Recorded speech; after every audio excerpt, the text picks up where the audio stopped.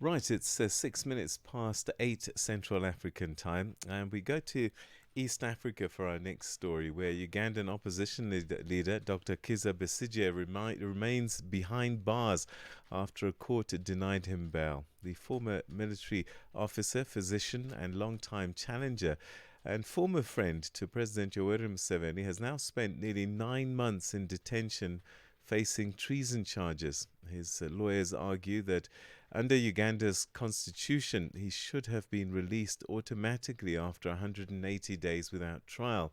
Besigye, who previously led the Forum for Democratic Change, has stood against Museveni in 4 presidential elections and is again seeking the presidency in the 2026 polls.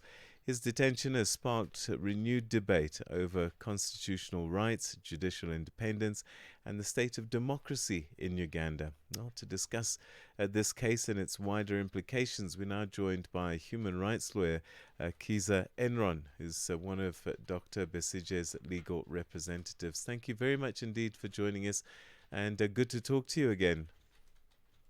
It's my pleasure to talk to you too. Perhaps we can start with maybe explaining the circumstances under which Kizza Besigye was arrested and the specific treason charges that he's currently facing.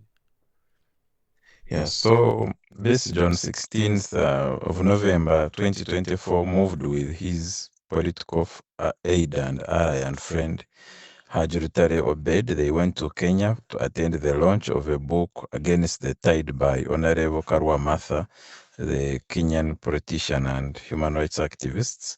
While there that very day, on 16th November, they were going to attend a meeting at a hotel and they were abandoned by security of Kenya and Uganda and renditioned across the border or into a military detention in Kampala, much in the military barracks, where they were detained for 4 days incommunicado before they were arraigned in a military tribunal, whose proceedings the Supreme Court later, subsequently on 31st January, ruled were utterly illegal and the military courts had no jurisdiction.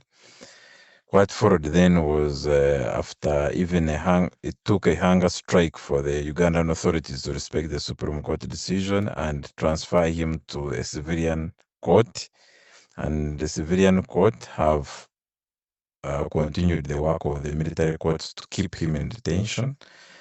And despite being eligible for mandatory bail, which the Constitution says that after 180 days, if you're dealing with capital charges before you're committed to High Court, you can be granted bail. The court scattered around that provision and said that they could only concern themselves with the detention in a civilian remanded custody. And they are still holding him to date, even as his health continues to decline, even as the judiciary displays a lack of impartiality and independence that are the linchpins for a democratic society and uh, are clearly stipulated in our constitution. So his boss, Besigye, and his aide Rutare are in a legally dangerous situation whereby their rights to personal liberty are curtailed and their entitlement to due process is not being respected by the civilian judges who are now increasingly looking and behaving like and siding like their military tribunal counterparts. Thank you. Talking about the military tribunal, Dr. Besigye is no longer a soldier. How did he end up before a military court? So the Ugandan authorities have a tendency of using military tribunals to get even with their political foes, and that's how Besigye ends up in a military court.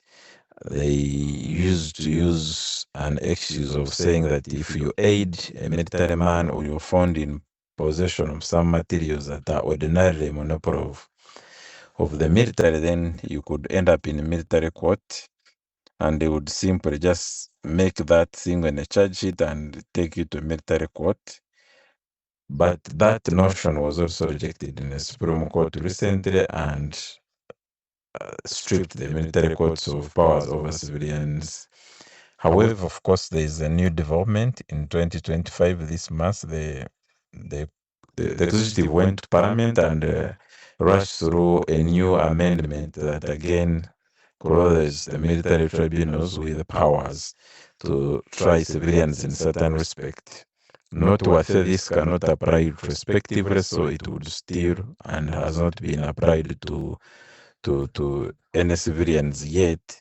But subsequent going forward, they may resort their tactics of using military tribunals to fix their political opponents. It is really a political fight that is being taken into military proceedings using military tribunals, in charge of which the executive has total control and there is no breathing space.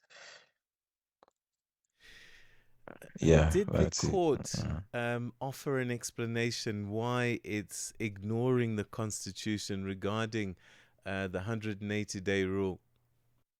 Yes, they gave a flimsy excuse that they started counting from February when Besigye and Rutare were transferred to the civilian courts rather than from the time as the constitution requires they had been in custody, which is November 16th or November 20th when they were arraigned before the military tribunal.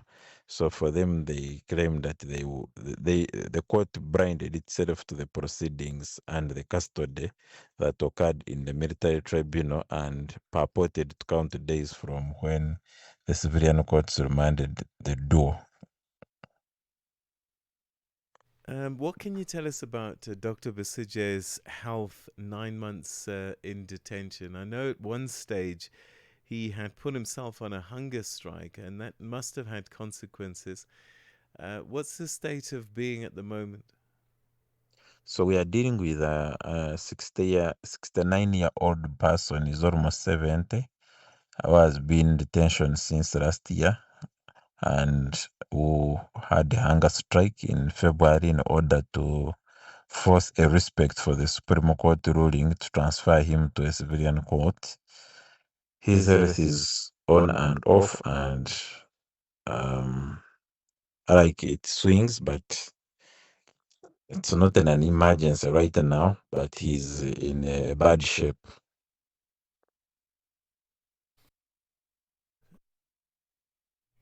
What is he saying to you when you see him? He doesn't want to appear before the judge that has been allocated his file because that judge is the one who is displaying bias and skirting around constitutional provisions and is said any further proceedings should be before an impartial judge, an independent judge, not biased judges who are not willing to respect or read the law. That's his major concern for now. Yeah, that's it. There is a regional court in East Africa. We've got an East African who was abducted from Kenya and is being having his rights abused by the Ugandan government. Is this East African court powerless to do anything, or is it a question of it's choosing not to? Neither of the two. The court is not powerless, but it's also not necessarily choosing because it is starved and crippled of financial muscle to do its work by the politicians who are supposed to fund it. This court needs money to do its work. It's not being given money by the heads of state. So it is in a financial quagmire that has crippling implications on its performance of the legal functions. Beyond Dr. Besigye himself, what does this case reveal about the state of the rule of law generally and judicial independence in Uganda today? Both judicial independence and rule of law have deteriorated markedly because the Besigye case is just one of the several illustrators of patterns of political persecution, political detentions, and the militarization of justice. The judiciary has gotten worse over time with the promotion of what we call cadre judges here, but basically pro-regime judges who are appointed in a manner that is not accountable, not transparent, and shrouded in mystery and secrecy. So the judiciary has got weaker over the years, and the political detentions, which an independent judiciary would stem, have also skyrocketed. And all this comes in the context of the strengthening of the monarchical tendencies of Museveni's rule, with him positioning his son to take over not just the military, which the son now heads, but also the entire presidency of the country as Museveni continues to grow even much, much, much older. Thank you. What options are still available to you and the rest of the legal team to secure the release of Dr. Besigye, given what you've told us about the legal system and, dare I say, the capture of the judiciary? The legal options are few. We would have to apply for bail again, which is not enthusiastic about given the legal landscape. But I think beyond the needs to exert maximum pressure on the Museveni regime to release the political opponent where the answer lies, because the legal decisions, the judges' decisions reflect the political sentiment at the top. Without the clearance from the top, it's unlikely that we have a judge who is bold enough to release that that duo of Besigye and his political aid. It's very unlikely. So pressure, political and diplomatic pressure, are the real answers, not legal interventions. Thank you.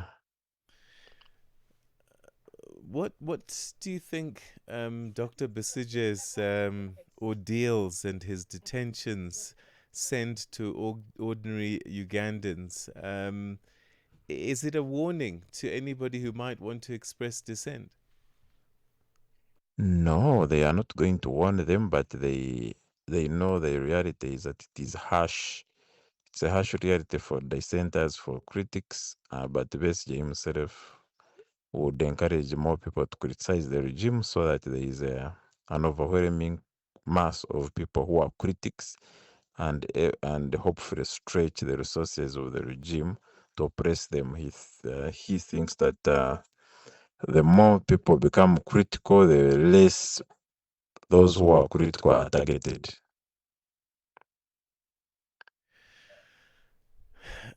It must be very, very difficult on the family, and I know that you're in touch with them. How are they feeling? Terrible, terrible. The family has gone through unimaginable pain, suffering, and inconvenience because of the ordeal of their patriarchs, their fathers. The children can hardly access them.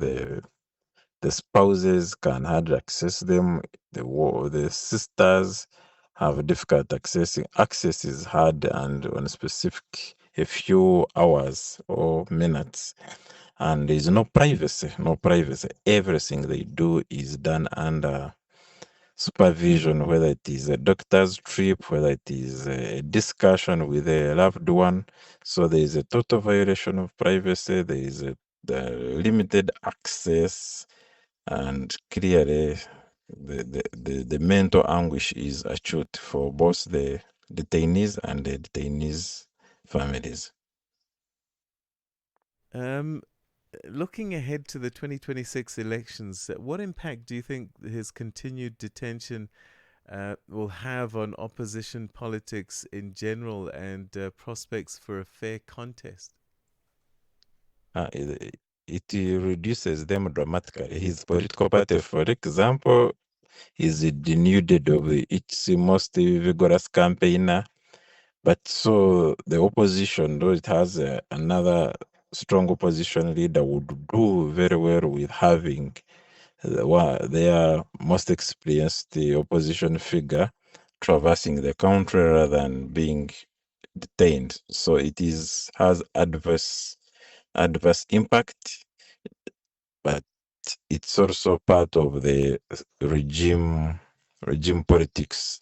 We are told they would want to release him after the elections are over. The regime knows that it's not a good idea to have him out during elections because he brings excitement, he brings ideas, experience, and fundraising, and they are better off with him in detention. And they seem to be bent on that, despite his every efforts to gain his freedom.